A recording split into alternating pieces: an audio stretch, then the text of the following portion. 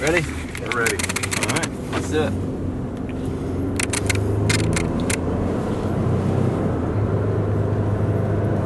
Here we go.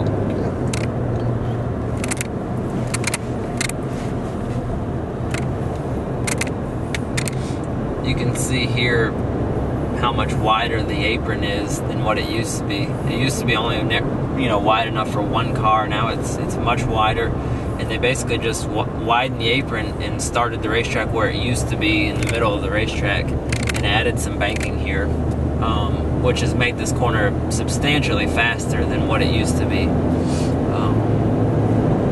which is great until you get to turn 3. When you get to turn 3, you're going quite a bit faster than you used to be going down here, so the cars just kind of float on top of the racetrack because you can see how flat it is, and the banking doesn't actually start till over there, so the cars just get really light and just kind of float and don't stick to the racetrack till you get way down in here.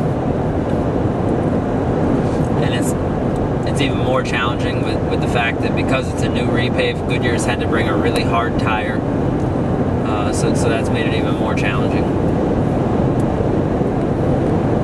I mean, you think of 3 degrees not being that much, but apparently it's what, 10 miles an hour, 15 miles an hour difference? Yeah, it is a big difference. And when we go back around there, I'll show you, from the so see here when you turn in the corner, see how the banking is really consistent, and you turn in and there's a fair amount of banking that helps the car stick to the racetrack, and so the entry to that corner to the corner, the banking is fairly consistent.